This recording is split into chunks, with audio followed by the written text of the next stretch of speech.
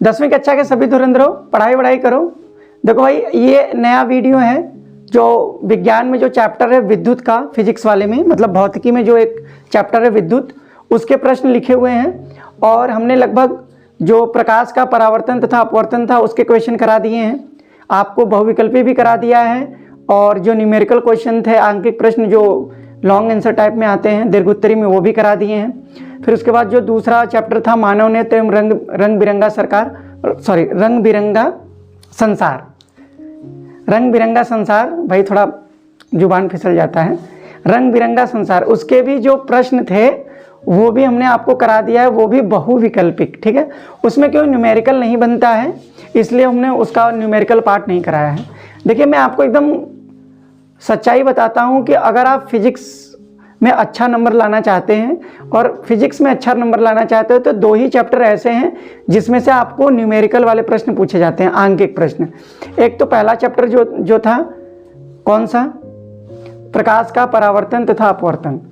दूसरा जो चैप्टर है वो है आपका विद्युत।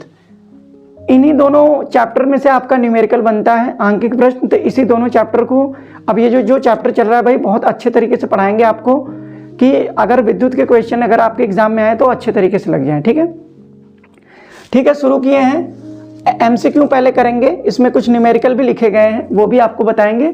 देखिए, आपको पहली बातें बता दे रहे हैं कि अगर आपको क्वेश्चन करने हैं तो विद्युत को जितने भी सूत्र हैं, जितने भी फॉर्मूला है वो आपको पता होना चाहिए, मात्रक आपको पता होना चाहिए। ठीक है, तभी आप क्वेश्चन लगा पाएंगे, अदरवाइज आप क्वेश्चन नहीं लगा सकते हैं। ठीक है, इसलिए आप पहले फॉर्मूला रिवाइज करिए, मतलब पूरे फॉर्मूले सूत्र को याद करिए, जो विद्युत मतलब मात्रक है उसको भी याद करिए। चलिए प्रश्न को शुरू करते हैं। पहला प्रश्न है एम्पियर सेकंड किसका मात्रक है। देखिए, हम अभी आपको बता रहे थे कि अगर आपको पता है कि कैसे करना है भाई, अगर फॉर्मूला पता है तभी आप करेंगे। देखिए, एम्पियर सेकंड किसका मात्रक है, अगर आपको नहीं पता चल रहा है तो लिखा क्या है, एम्पियर सेकंड। ठीक है, ध्यान से देखिए क्या लिखा हुआ है, एम्पियर और सेकंड। एम्पियर सेकंड मतलब ये किसका मात्रक है, ये लिखा हुआ है, ध्यान से सुनिएगा।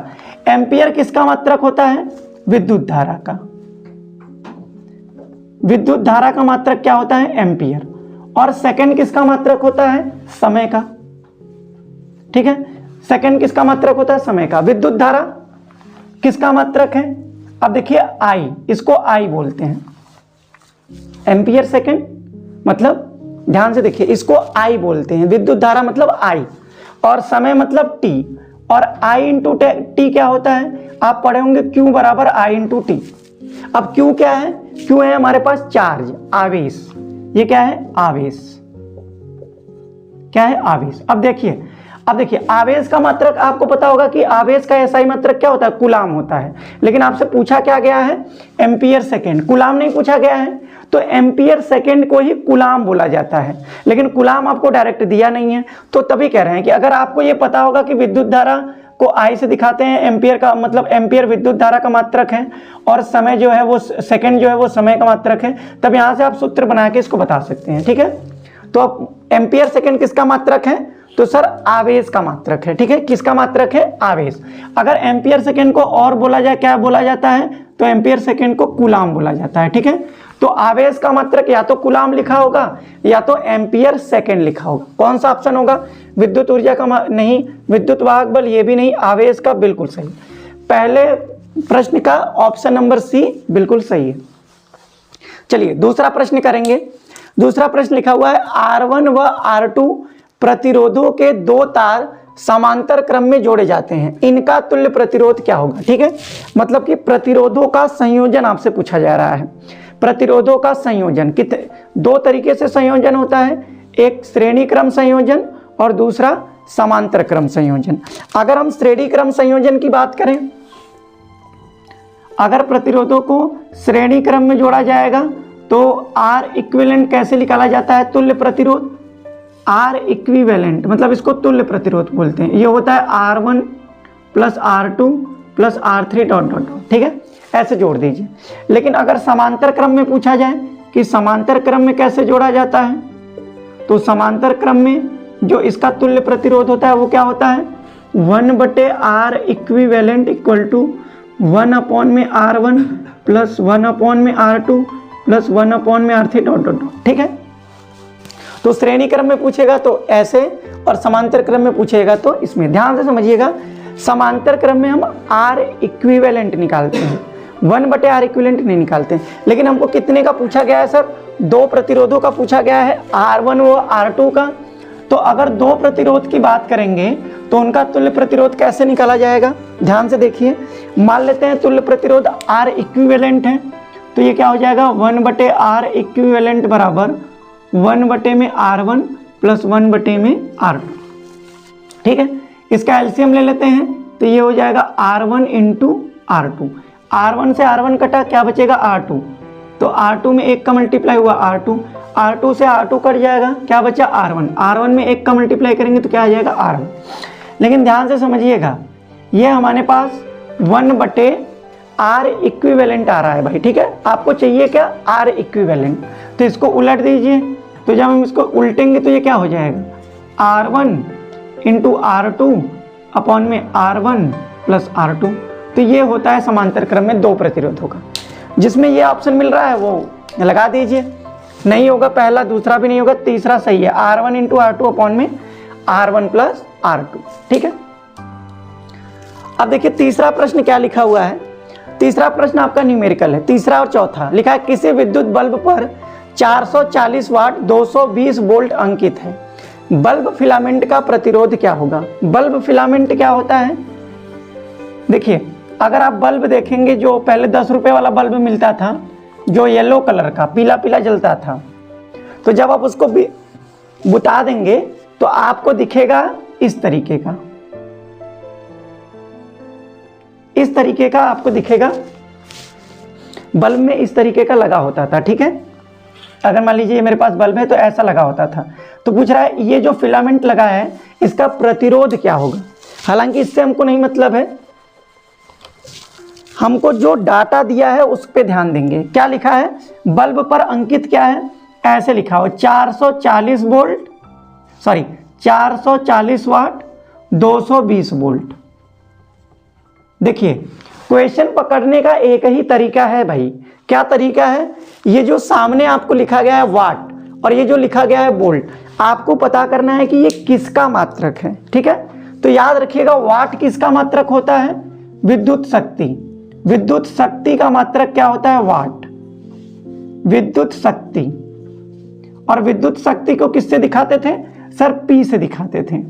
और वोल्ट किसका मात्रक होता है सर? विद्युत विभवांतर का। विभवांतर का मात्रक क्या होता है? वोल्ट। ठीक है, और विभवांतर को कैसे दिखाते थे? V से। अब आपको चाहिए क्या? प्रतिरोध चाहिए। तो P और V में एक ऐसा रिलेशन ढूंढिए जो आपका प्रतिरोध दे। तो आपको पता होगा कि विद्युत शक्ति का जो फॉर्मूला होता है वो क्या होता है। देखिए, हमने आपको पहले बताया था कि आपको फॉर्मूला पता होना चाहिए विद्युत में। तो विद्युत शक्ति का जो फॉर्मूला होता है, पहला P बराबर होता है W/T। ठीक है, दूसरा क्या होता है? VI। तीसरा क्या होता है? V² अपॉन में R। फिर चौथा क्या होता है भाई? V बराबर IR रख दीजिए, तो IR रख देंगे तो क्या हो जाएगा? I² into R। ठीक है, तो जो ये विद्युत शक्ति का जो फॉर्मूला होता है वो 4 होता है, और इसका मात्रक क्या होता है सर? इसका मात्रक होता है वाट। तो अगर ये फॉर्मूले आपको पता है तो देखिए, आपको गिवन क्या है? आपको पता है P और क्या पता है? V। P पता है, V पता है, क्या पूछ रहा है? प्रतिरोध। आपसे R पूछ रहा है कि R क्या होगा। तो देखिए, P पता है, V पता है, R हमको निकालना है। तो कौन सा फॉर्मूला लगाएंगे? वो तीसरा वाला, P बराबर V² अपॉन R। तो P की वैल्यू मेरे पास कितनी है? V² अपॉन में R। बट हमको चाहिए क्या? हमको चाहिए सर R। तो R की वैल्यू कितनी हो जाएगी सर? V² अपॉन में P। तो V² की वैल्यू, V मतलब विभवांतर, 220 का स्क्वायर बटे में P की वैल्यू कितनी है? 440। इसको सॉल्व करिए तो R की वैल्यू क्या आने वाली है? 220 गुणे 220 बटे में 440। देखिए, 220 में 220 से ये 440 दो बार में कट जाएगा, और 2 से आप इसको कटा देंगे, 2 1 कम 2, 2 1 कम 2, तो आर की वैल्यू कितनी आ जाएगी सर 110 ओम। कितना आ जाएगा 110 ओम आ जाएगा भाई, ठीक है 110 ओम। तो 110 ओम कहीं लिखा है, देखिए ये 100 ओम लिखा है, ये नहीं होगा। 225 ओम लिखा है, ये नहीं होगा। 115 ओम लिखा है, नहीं होगा। डी ऑप्शन सही है 110 ओम, ठीक है।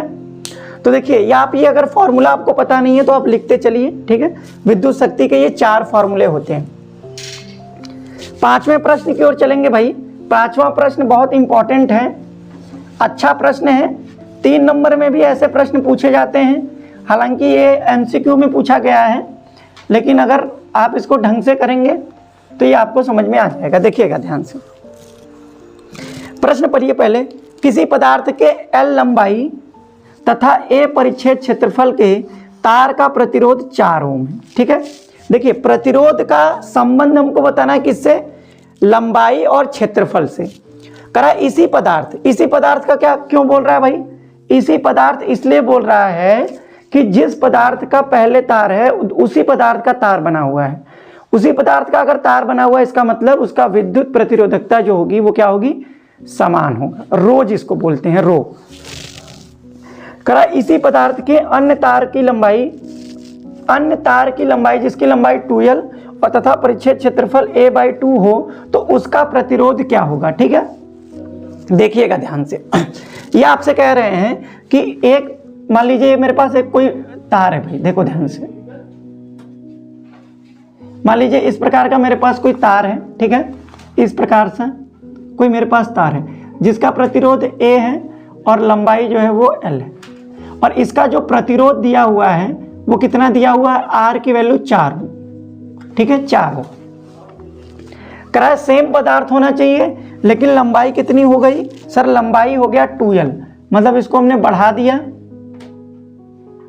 लंबाई 2L हो गया, और इसका जो परिच्छेद क्षेत्रफल था वो आधा हो गया। मतलब अब इसकी जो लंबाई हो गई है वो कितनी हो गई है, L/2, और परिच्छेद क्षेत्रफल कितना हो गया है, R/2।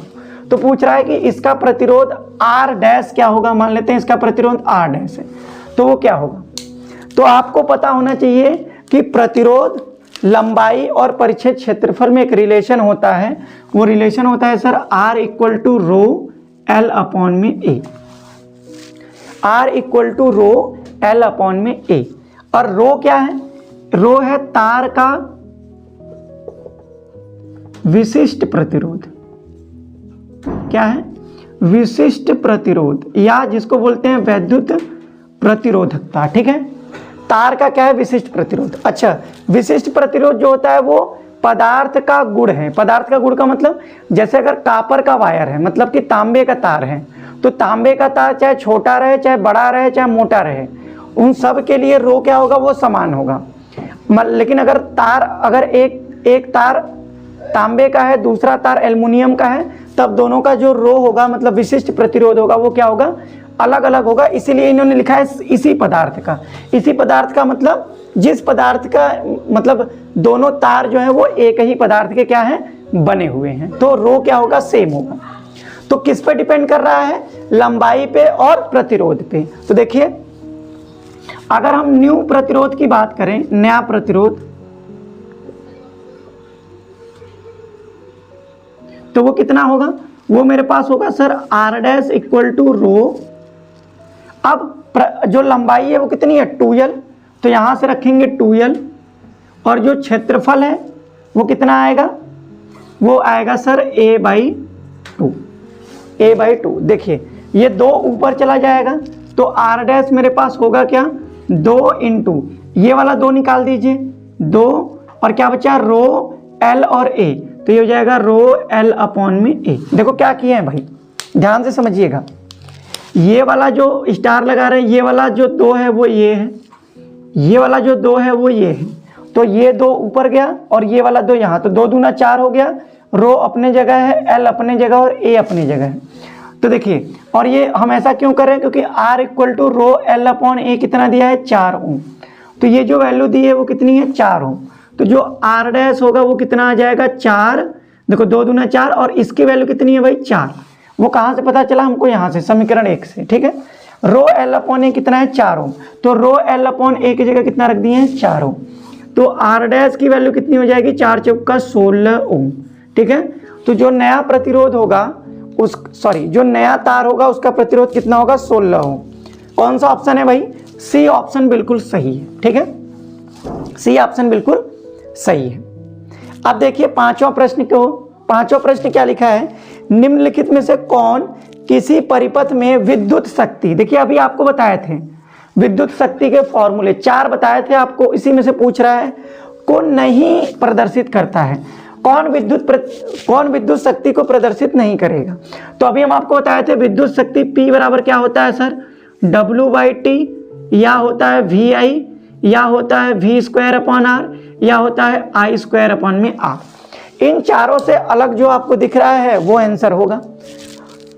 तो VI यहाँ पे है, I²R यहाँ पे है और V²R यहाँ पे है। क्या नहीं होगा सर, IR² नहीं है। तो क्वेश्चन नंबर 5 का जो आंसर होगा वो क्या होगा, सी ऑप्शन बिल्कुल सही है।